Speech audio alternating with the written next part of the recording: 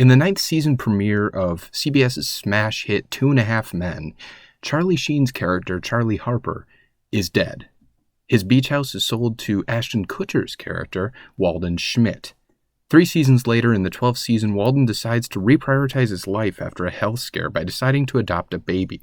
He realizes that the only way to do this is to be married, but doesn't know anyone who's willing to do it. So he asks Alan to marry him and pretend they're a gay couple, thus ensuring success at adopting. Jenny moves out of the house and moves in with Evelyn due to Walden and Alan preparing to adopt. They adopt an African-American child, Lewis, and subsequently divorce to pursue relationships with women. Alan proposes to Lindsay a second time, and she accepts, while Walden begins a relationship with Lewis's social worker, Mrs. McMartin. Charlie Sheen, at the end of this season, character Charlie Harper, is eventually revealed to be alive, having been kept prisoner by Rose until escaping. But before he can confront Walden and Alan and reveal this shattering news, he's killed by a falling piano from the sky. After his death, the entire series ends with show creator Chuck Lorre appearing on film and winking at the camera. I think he says winning at the very end. This disgraceful exit and this disgraceful show overshadows, first of all, embodies many things like misogyny, homophobia, and generally just cash grabbing viewers' attentions, which is, I think, more or less the path CBS took after that. And one of those cash grabs, Nick, is Charlie Sheen's personal connection with Radeberger beer out of Germany. During the show's run, during this disgraceful exit, Charlie Sheen introduced Radeberger as Charlie Harper's favorite beer. So, 2.5 Men, while disgraced, disgusting, and generally a hack of a show, the opposite of all of those qualities. Honorable, truthful, and generally creative pioneers. These 2 men, Nick and I, we're going to sample Charlie's favorite beer. That's Radeberger Pilsner out of Germany.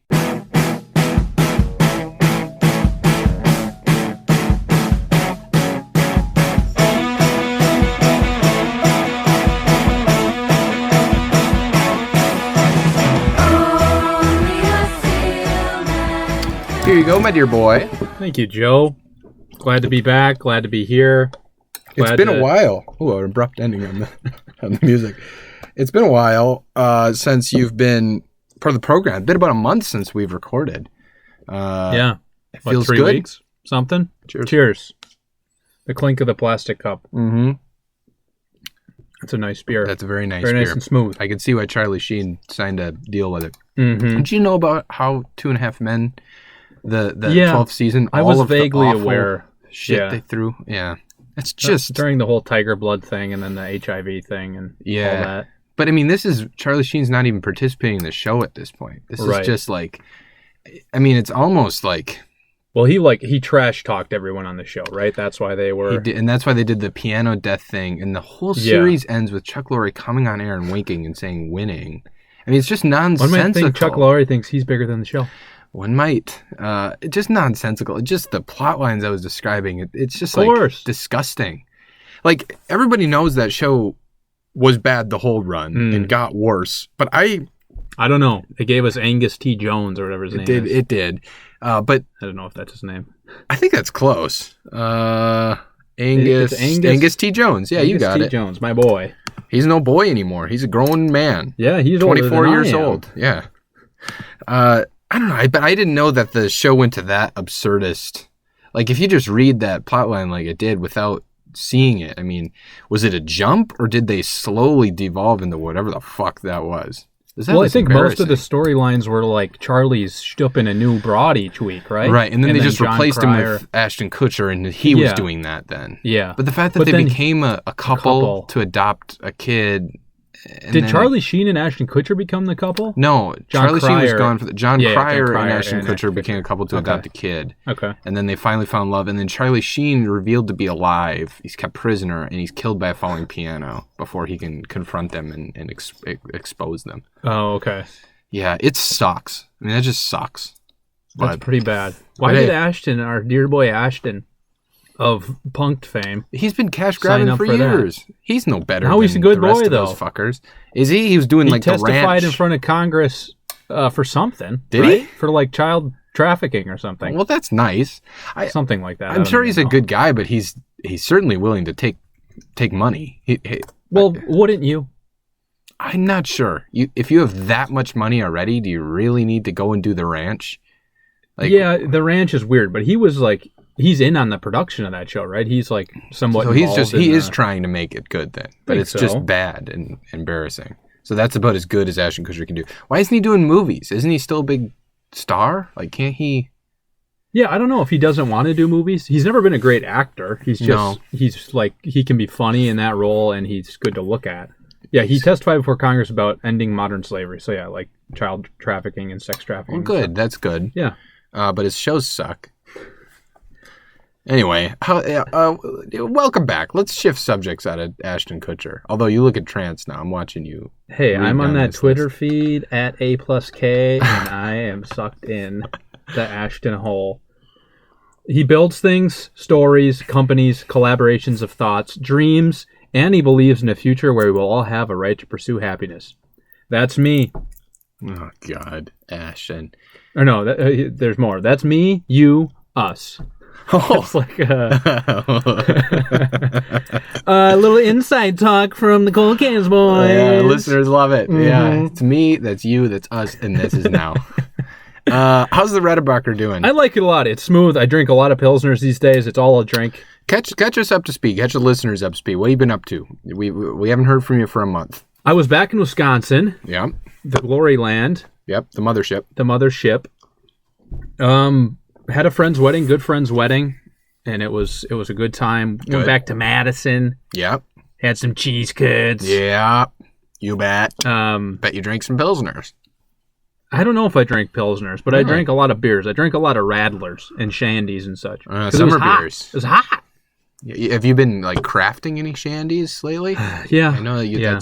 Now, if you had bothered to listen to the episode that came out while you were gone, Montucky, we talked about a good shandy recipe. I'll just leave that to your surprise. Mm. And we just absolutely owned your shandy recipe. Yeah, Coors Light and Simply wasn't cutting it. No, I've been adding lately. Oh, I've been adding some Cointreau, I think, or Curacao, something. I don't know what that is. The orange stuff you put in margaritas. That orange stuff, like that orange president we have? I don't know. What are you talking about? Orange stuff you put in margaritas. Or Grand Marnier. That's what I've been adding. You've been adding that to your shandies and Radlers. Just a touch. Why do you have that? It's just in the liquor cabinet. Okay. It's in Daddy's liquor cabinet. Only I have the key. And then also some orange bitters on top.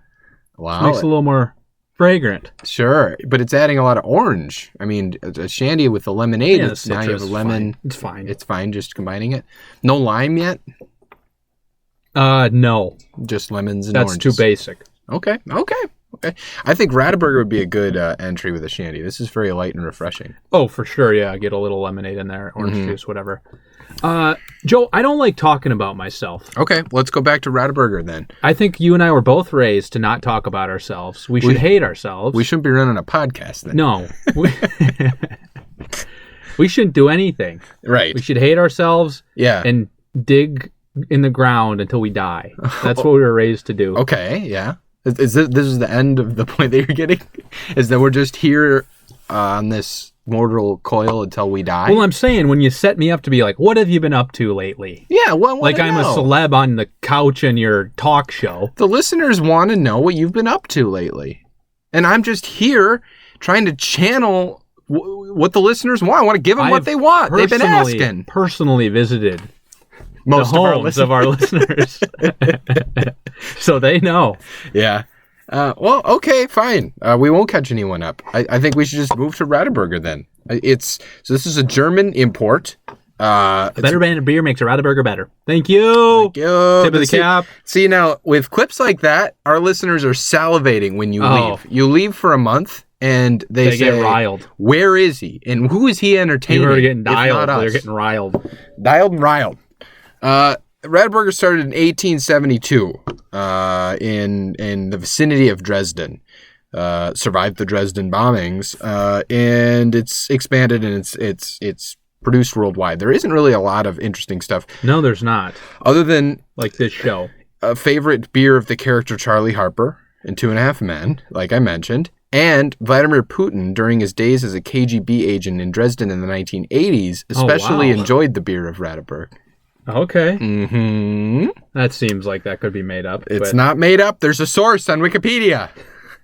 So this is Putin's favorite, and this is Charlie Sheen's favorite. So two outstanding people love Radeberger. Yeah. And now us. These two men love Radeberger. I do like it. It's going down very smoothly, and I want to eat something with it, though. Okay. We have a Parable or Terrible here. Oh, my gosh. Well, we brought in... Nick's a little hungry. It's a total surprise. His blood sugar is low because he's talking about just existing in order to die. I got LSD. That's how you know. I mean LBS. That's how you blood know sugar. That's how you know when Nick's got low blood sugar. We got a real stinky blue cheese to go with this German ass cheese. This German this light German beer. So we're trying to build a little contrast here. Yeah. This is a Rogue Creamery Caveman Blue. Rogue Creamery Caveman Blue cheese. This is especially gnarly. There is a piece of mold in this cheese. I saw that. That's like, I mean, it's the size of a dime, basically. There's a lot. So I'm just going to take a chunk here. I'll pass that off to you. I don't know how much it's I want very, to very blue. You got to take a good, like at least this much. I'm holding about a marble-sized piece of this cheese. A pog's worth. If you that's bigger. Down, that's a pog. That's a pog. I got a slammer size. Yeah. All right, here we go. Go for it. Slammer it down. Slam it down. It's going to be creamy as hell in that mouth of yours. I can just imagine. Oh no. Fuck. Okay. It's not going well over there. I'll let you go. I'll let you go. I don't even... Oh, man. Almighty. That's just... Oh. If you took the wrong bite of that cheese, that would just be mold. Like, certain bites there would only be mold and not cheese.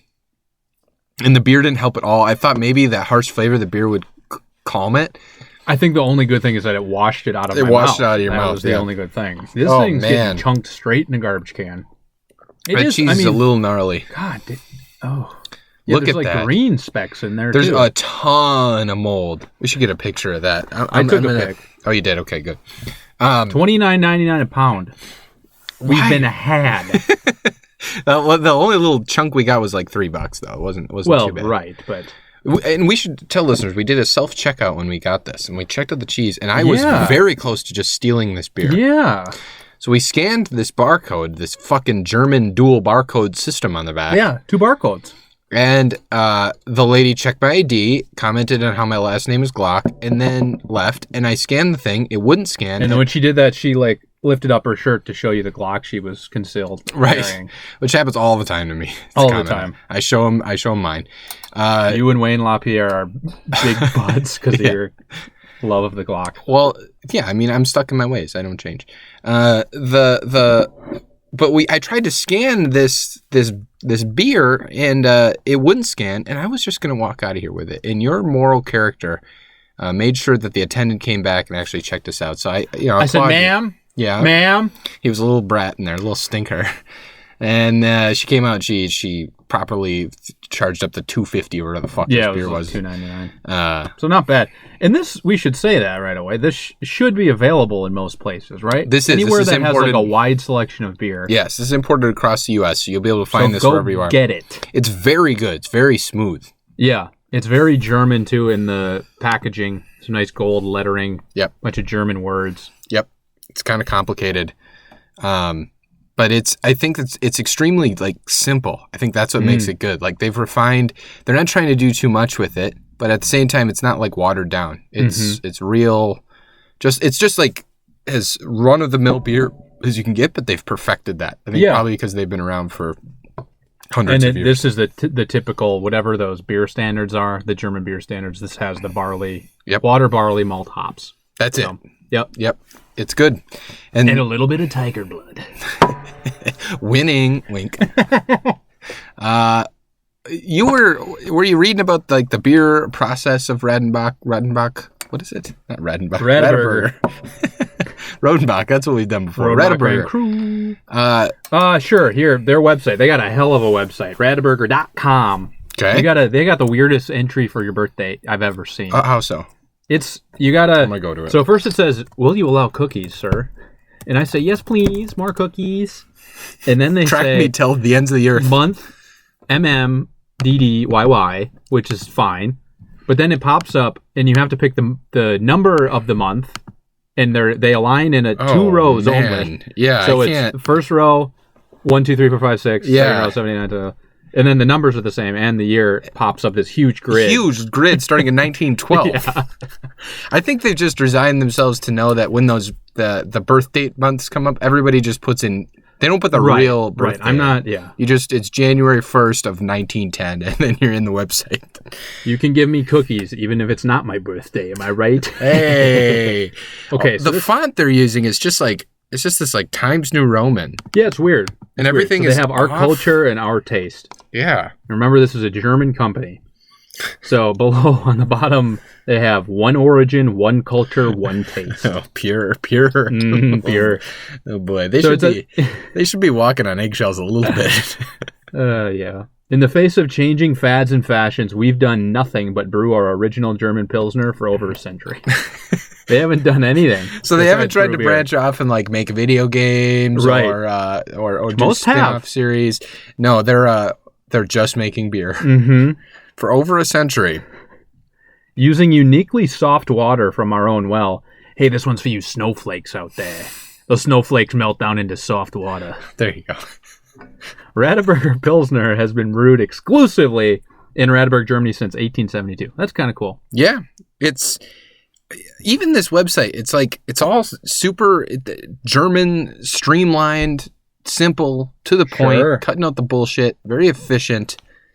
It's such a good beer, and it's also pretty cheap. Like I said, it was like $2.50 for this bottle. This is a big bottle of beer. Yeah, ounces, over a pint, 500 milliliters of beer here, for $2.50. Like you can't go wrong. The price is right. There's value, Nick. I like it. Something's thinking in my head.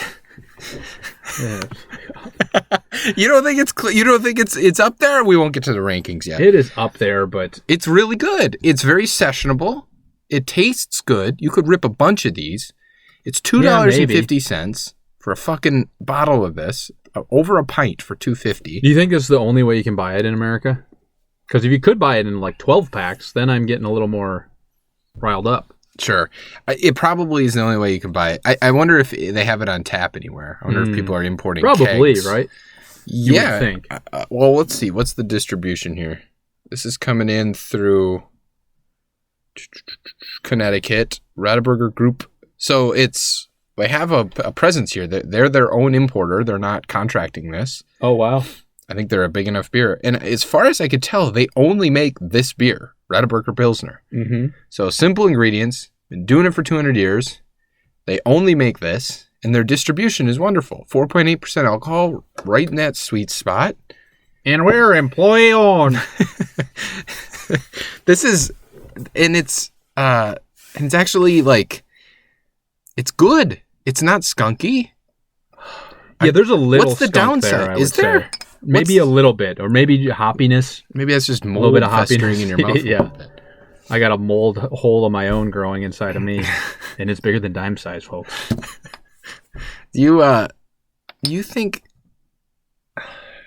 I think it's firmly. Is there anything wrong with this? That's what I was trying to get to. Is there any aspect of this that you don't like? Price? I mean, like you said, it's kind of standard. It's just like, it's boring. Fine.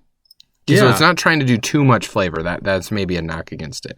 But I think one thing we've appreciated throughout the duration of this show is not necessarily the interesting flavors and the deep hops or the malts. It's this, it's utility. Beer should be beer. Beer should be beer. Your brother would agree. He's big into that. Beer should be beer. I agree with him. Is there a beer advocate consensus on this? Oh yeah, Joe. Why don't we go to beer advocate score? Okay. This has a 3.59 out of 5, or good. Only good. That's interesting. I would have thought that would have got higher. Well, a lot of people say. nervous about I that. think some people are saying like it is just meh.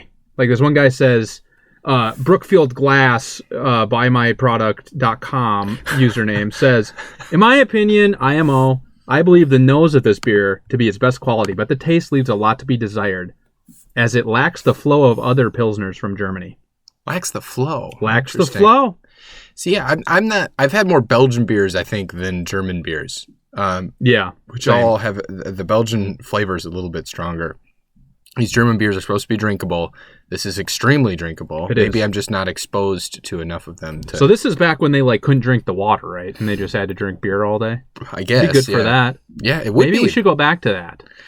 If you were to go back to that, I want to be a farmer. If you were to go back to that to be a farmer and just drink beer instead of water, this would be right up there. My lifeblood. Like, what are some of the other beers that we've had that feeling? Like, I think Pseudo Sewage, our current number one, was kind of like that. The one that stands out to me is Session. That reached number one for us. Session was this. We were like, there's nothing like outstanding about it, but there's nothing bad. Session tumbled. Session did tumble after a while. It's now down to 15 out of 62 on our list. So it's in our wild cards, but it's not even in our cream of the crop. But the reason that it was that high is because there's no weakness. Yeah. It's just a super strong beer. And even if you get to the label, like you were mentioning, the German, like the crest, the gold foil at the top. Does have gold foil. It makes it feel premium. It doesn't, they're distributing this worldwide, but they haven't lost their like brown bottles too. Quality brown bottles, not green. The sun can't touch it. Sun's not gonna taint it at all. It's gonna take it from white to off-white. Have we ever got a good answer as to why those fucking green bottles exist at all? They're so bad. The brand, they just baby. destroy it. It is just the brand. It's just got to be a differentiator. Heineken should pull a stunt like IHOB did. Mm. You know, Heineken should go like, we're using brown bottles now, everybody. Uh-huh. Like, can you believe this shit? And then people will talk about them for a little bit, and then they'll go back to their green because they got a whole... they got a warehouse full of green bottles they got to use. But for like 2 months, were made Heineken, in 1910. Yeah, Heineken should just make brown bottles for a couple months. That's like, a good idea. Aware of them. Well, people, I mean, marketing classes for decades are going to study what IHOB has done here. What's your take on IHOB and their whole I stunt? liked it. I asked you because there's an IHOP 2 blocks from here. If they changed to an IHOB, they did not. Which I was sad about. Limited selection of stores officially changed to an IHOB, but they do probably have the burgers. Everybody has the burgers. Everyone has the burgers. But only a few of them I want to try the burgers. officially changed to an IHOP. Yeah. So their burgers, it's like a premium suite of burgers. Because they were kind of a Denny's competitor before. Sweet burgers? I think they do. They have some barbecue sauce ones. They were like a Denny's competitor before. And now moving into this burger realm, I think they're going for like Red Robin or something like that. Or maybe Five Guys or something. Red Robin doesn't do breakfast. No, I know, but that's what I'm saying. You're just saying from a burger territory? Right. IHOP was competing with Denny's in breakfast. They still have that. They have their pancakes. They've since switched back to IHOP. But now they're like, but also don't just think about us for breakfast. Exactly. And I mean, that's a 24/7 IHOP by us. I go for a burger late night rather than big fatty stack of pancakes. I couldn't agree more. I'm going to look at they're almost competing with they're like a more premium McDonald's is what they're going for. Yeah, which is why I drew the Red Robin comparison. Okay. So they have. So let me read off the burger menu they have. Read it off, Joe. So these are like the McDonald's, like maybe the Angus, like those Angus like premium T. Jones, the Angus T. Jones burgers. So they have, and this does say limited time offer. But they have the classic. Get to the nearest IHOP. They have the classic. They have the Mega Monster, which is a double of the classic. 2 thick patties, 2 C's. The Big Brunch. A Big Brunch has fried egg and hash browns on it. So this is where they're bleeding the two worlds together to create a fusion unlike anything anybody's ever seen. This is the plot to the next Jurassic World film. Breakfast is morphing. Jurassic World would be a film that would take the sponsorship money, much like Charlie Sheen with Radeberger. Totally. Jurassic World would be like, oh, the Big Brunch. Is that what you're going to have this morning? Yeah. Like, man, it is tasty. And there'd be a 5-minute scene of Chris Pratt eating a Big Brunch burger. And then it's like nighttime. He's like, one of them's like, oh, I'm hungry. There's not an IHOP for miles. Chris Pratt, I'm fine. I had the whatever the fuck it's called. The big brunch for $9. Oh yeah, Julie's upset. Julie's upset. I've been a very bad boy while I've been away. I haven't had a big Jurassic brunch World. in 12 hours for $9.29, limited time near you. Promo code Pratt at checkout. Even if your restaurant wasn't part of the promotion that switched IHOPs to IHOBs, remember all menus are consistent. In the closed captioning, this is like funneling across the screen like so fast you can watch. Everybody's sitting there in the theater just a little bit confused eating popcorn. And then a T-Rex comes in and we're all back. Okay. If the T-Rex fought the other one, and then it's 15 minutes of IHOP. Oh my God. Have you seen the latest one? I have We talked about it briefly. I have not. It's terrible. I barely knew it bad. came out. Like, that's how much I had my eyes glazed over at the thought of seeing that movie. Good. I had some time to kill and watched a matinee of it. It's terrible. Why? I mean, they lean on that trope. It was cool in the second one, where the T-Rex comes in and saves the day. Because the T-Rex, he's big, big. He's a good guy. Yeah, but the T-Rex was the bad guy in the originals, and now is the good guy. Exactly. And they do that. They literally do that twice in the new one. Oh Jesus! Because the first new one, the Chris Pratt, his first one, when they did that, I gotta say, I was like, this is kind of cool. It was the cool. classic T-Rex went and took down this weird fake whatever dinosaur. the one they created in the lab. That was my original problem with the new one. Was like, it's cool that dinosaurs are back. It's not cool to just make a Godzilla monster. That's not a dinosaur. It's not why I'm interested in Jurassic Park. So then they're like, no, the T-Rex will come and save you. That's fun. That was fun. But you're saying they leaned on, they did it a few times. Yeah, I mean, that's not even the biggest problem with that movie. The whole thing is just a little ridiculous. It's hard to follow. There's a lot happening, a lot of storylines like converging all at once. How can there be storylines in that movie at all? Well, all the previews, you said you're not aware of it coming out, but all the previews, so possible spoiler alert, I won't say too much. Who gives a shit? It's a shitty movie. All the previews show it as the main storyline is that this island where all the dinosaurs are, this is after all the dinosaurs like rebelled and killed people. Yeah. And so the park shut down, but the island's still there. Okay. And the storyline is there's a volcano on that island that's about to erupt and will kill all the dinosaurs.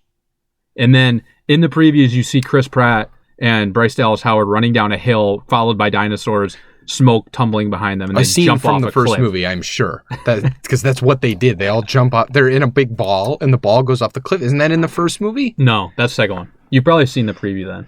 Because that's in the second one. I did then. But the ball is in the first one. Yeah, the ball. Well, they reuse it, which is fine. Well, it sounds like they're reasonable. It sounds like they just made the first one the second one, and then they put a volcano in it.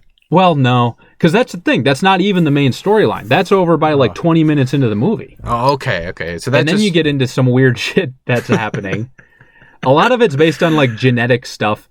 But I watched the original Jurassic Park the day after I watched the new one. Yep. And they take the time to get into these kind of ethical questions about genetic modification. It's like the whole point. Exactly. That's why it's a beautiful movie. Scientists are uncomfortable with what they're doing. Your scientists spend so much time wondering if they could do it. They didn't spend enough time wondering if they should. Thank you.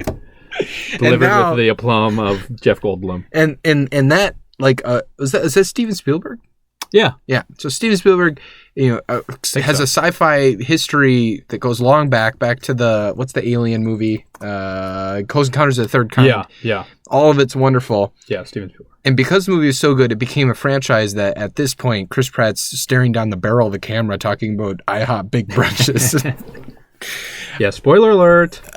Just to round out the burger menu, because it's still on my computer screen. They also have a cowboy barbecue with onion rings and barbecue sauce on it.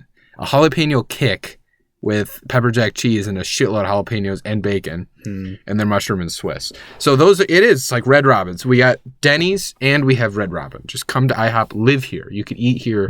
This is everything. Go to Costco, IHOP. I always viewed IHOP as maybe a half step up from Denny's though. I went the other way, I think. Really? I always thought IHOP was just kind of trash. Okay. It's so bad. The fucking Denny's, pancakes suck. Denny's sucks. I know, it sucks. But I kind of liked the Denny's because it was it sounds like at least it sounds like a diner. Yeah, it does. You could imagine a diner named Denny's. IHOP feels like it's made by IKEA. Like they're the same. It's just some corporate behemoth that they're like, here's 100 pancakes. Just how much flour can you eat? Yeah. I dare you to eat them all. I never got into it. Yeah, I was never a big IHOP guy. I've definitely been to more Denny's than IHOPs. But with the new burgers, who could say? Maybe I'll stop by. Maybe you will. Maybe that cross promotion works, which is That's why true. I still stared at a movie screen for 2 hours watching all this happen. I didn't walk out of the theater.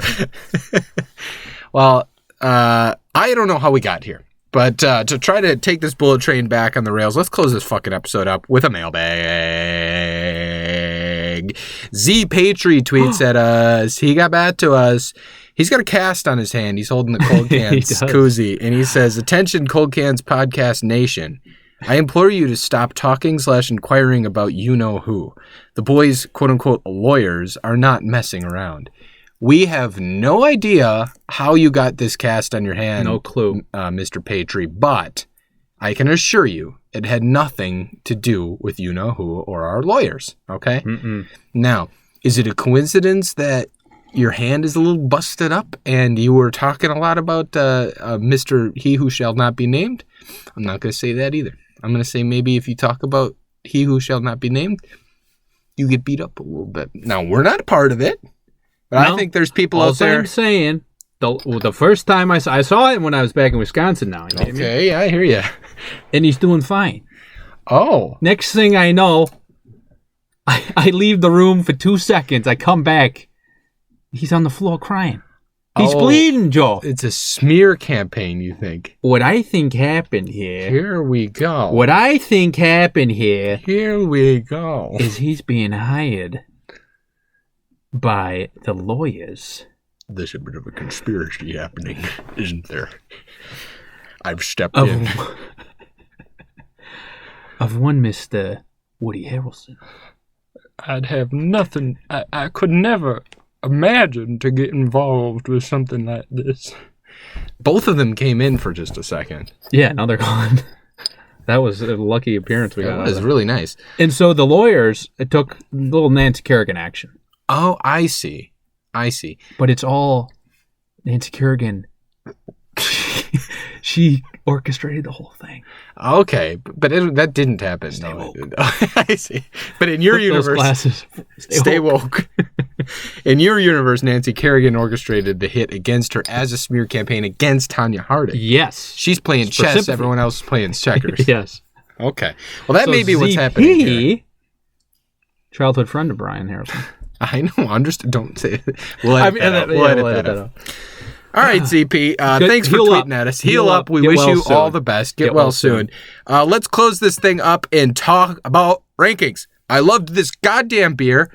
I loved everything about it. I loved the price. I loved the taste. I loved the session. I didn't love the parable. By the way, that was terrible. Terrible. Yeah. Love the sessionability. Like, I just would recommend this over almost every other beer we've recommended. To me, it's clearly in cream of the crop. What do you think? Really? Hit me back. Joel? I think it's very clearly in it. Joel, I don't know what has happened when I left, but it seems you've lost your dang mind. Let me see what's in cream of the crop. I don't even know. I haven't looked at this stuff. Okay, so it stops all you worry at about Elysian Night Owl Pumpkin Ale. People talk about whether Radeberger could be in cream of the crop. They should be talking about whether it should be. No, I'm okay with that, actually. Let's put it above Optimism Before the Dawn. What about there? 7 spot. I like it better than Sierra Nevada Hazy Little Thing IPA. Did you? Yeah, I like it better than Roadback Grand Cru. I don't like it better than Spike Cow. So I would put it at 5. You're saying put it at 7. Let me plead my case. Sierra Nevada Hazy Little Thing IPA. Do you remember it at all? Yeah, it was like a refreshing. It was good. It was one of the only IPAs I've ever liked. Hazy IPAs, and they're kind of coming into style. Yeah. And we talked about like the Northeast IPA or whatever it's called, New England IPA. It might be thought of as a fad.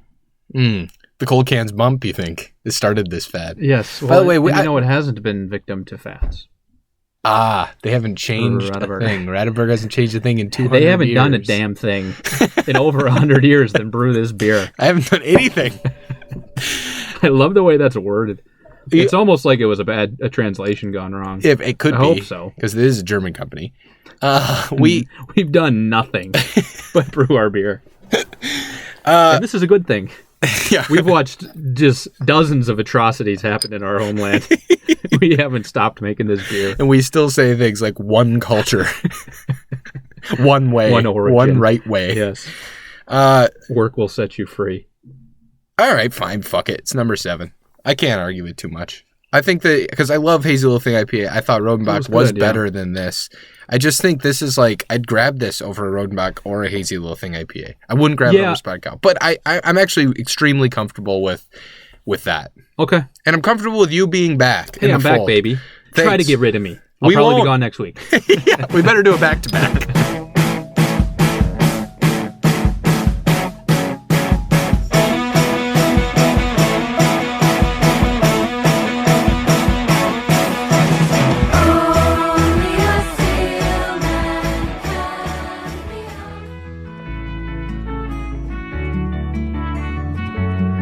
The Cold Cans podcast is recorded in the Overcast Room at Cloud Studios in Seattle, Washington. Visit cloudstudiosseattle.com